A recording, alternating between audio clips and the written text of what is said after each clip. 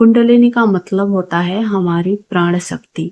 हमारी जो मूल शक्ति है वो छुपी हुई होती है, शांत बैठी हुई होती है। बस उसका 2% ही हम इस जीवन में काम में लेते हैं। अगर सिर्फ 2% से ही हम इतने कार्य कर सकते हैं, इतना कुछ सोच समझ सकते हैं, तो जो शक्ति पूरी तरह से मतलब 98% जो शक्ति है वो गुप्त अवस्था में, सुप्त अवस्था में है। तो अगर उसको हम जागृत कर लेते हैं तो हमारे अंदर सोचने समझने की कितनी क्षमता बढ़ जाएगी। बस यही कुंडलिनी जागरण कहलाता है, यही शक्ति जागरण होता है। तो चलिए एक एक संकेतों को हम समझते हैं और आप भी अपने अंदर ढूंढिए कि आपको वो कौन से संकेत मिल रहे हैं जिससे कि आपको अध्यात्म में और आगे जाना चाहिए। और हाँ, ये बात तो स्पष्ट है कि माँ अगर आपको इस वीडियो तक लेकर आई हैं तो जरूर आपको अध्यात्म में वो और भी ज्यादा गहराई तक ले जाने वाली हैं। तो इस चैनल को सब्सक्राइब करके मेरे साथ जुड़ जाएं। मैं आपको मार्गदर्शक के रूप में आपको गाइड कर सकती हूँ, आपके जीवन के बारे में आपको बता सकती हूँ। तो चलिए अब एक एक संकेतों को हम पढ़ना शुरू करते हैं। पहला संकेत, हम खुद के साथ समय बिताना ज्यादा जरूरी समझने लगते हैं। खुद के साथ रहना, शांति से रहना, अकेले रहना, ये सब कुछ अब हमें पसंद आने लगता है। जबकि हम पहले ऐसे नहीं थे। हमें भीड़ भाड़ पसंद होती थी, मेले में घूमना पसंद होता था, मौज मस्ती करना। पर अब सब कुछ एक नाटक लगने लगा है। हम खुद की तलाश में निकल चुके हैं। हमें वो भीड़ पसंद नहीं आती। हमें सर दर्द होता है। लोगों की बातें सुनते हैं तो सब नाटक लगता है। ऐसा लगता है कि सब कुछ मतलब बनावटी बातें हैं, इसमें रियलिटी कुछ भी नहीं है। अगर आपको ये सब कुछ समझ में आ रहा है तो आपने अध्यात्म की तरफ पहला कदम बढ़ा दिया है, या फिर कहें कि आपके इष्ट, आपके आराध्य आपको अध्यात्म की ओर खींच रहे हैं। अब आप पूरी तरह से शांत रहना चाहते हैं, शांति से जीना चाहते हैं, पर थोड़ा सा आपके जीवन में उथल पुथल मचेगा, क्योंकि यहाँ पर आपके नींद के पैटर्न में बदलाव आएगा। एक तरफ तो ईश्वर आपको शांत रहने के लिए प्रेरित करते हैं कि आपको अकेले रहना है, लोगों की सच्चाई आपके सामने आती है, लोगों की बातें आपको पसंद नहीं आती। और जब आप शांत रहना चाहते हैं, अकेले रहना चाहते हैं, तो आपके नींद के पैटर्न में बदलाव आ जाते हैं। आपको नींद बहुत ही कम आएगी या फिर नहीं आएगी। मैं अपने अनुभव से बता रही हूँ, 2 साल 3 साल तक जब कुंडलिनी जागृति की अवस्था में होती है या फिर जागृत हो रही होती है और जब साधक अनजान रहता है तो नींद में बहुत ज्यादा डिस्टरबेंस रहती है और उस वजह से साधक की मानसिक स्थिति भी खराब रहने लगती है।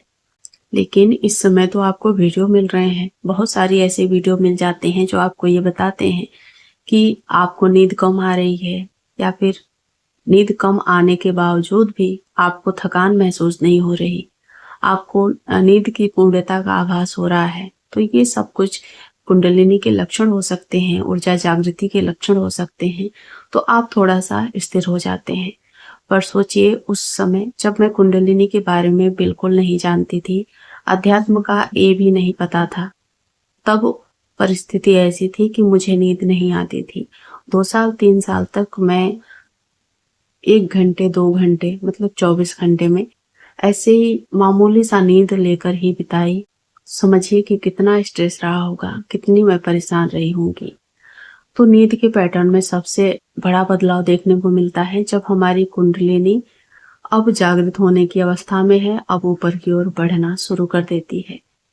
उसके साथ ही आपको स्वप्न ऐसे ऐसे आएंगे जो कि आपको परेशान कर सकते हैं, या फिर आपको स्वप्न में कुछ ऐसे पूर्व जन्म की आभा आपको दिख सकती है, पूर्व जन्म के संस्कार आपके सामने उभर सकते हैं। या फिर ऐसा भी होता है कि नींद तो आती है पर 3 बजे के बाद आपको नींद नहीं आएगी, यानी कि रात के शुरुआत में आपको नींद आएगी पर 3 बजे के बाद आप कितना भी कोशिश करेंगे नींद नहीं आती है। तो नींद के पैटर्न में 2 तरह से बदलाव मिलता है।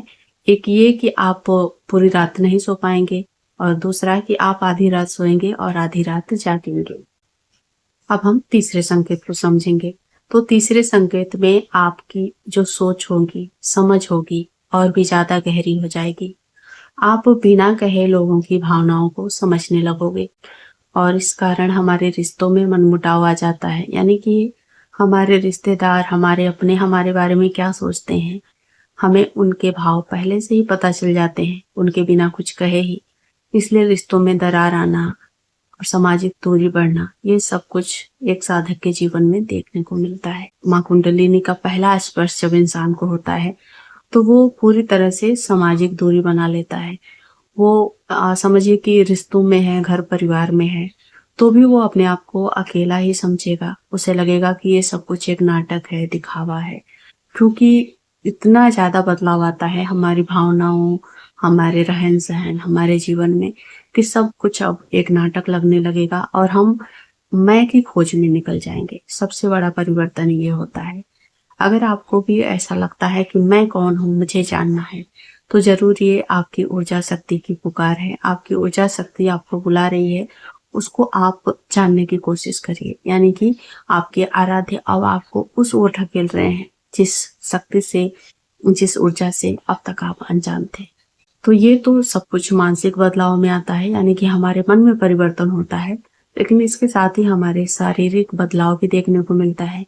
जब हमारी शक्ति ऊपर की ओर उठना शुरू होती है, तो हमारे पैर से लेकर सिर तक कुछ न कुछ बदलाव ज़रूर मिलता है देखने। और ऐसा नहीं है कि सभी लोगों में ये सभी लक्षण दिखाई दे और सभी एक समय पर हों। ये सारे लक्षण कभी-कभी उभरते हैं, यानी कि सालों-साल कुछ न कुछ हमारे जीवन में होते ही रहेगा और हम बहुत उलझन में रहने लग जाते हैं। और ऐसा इसलिए होता है क्योंकि हमारे आस-पास कोई ऐसा व्यक्ति नहीं है जो इस बदलाव को पढ़ सके, बतला सके कि आपको किस चीज़ की ज़रूरत है, आपके अंदर ही बदलाव क्यों हो रहा है।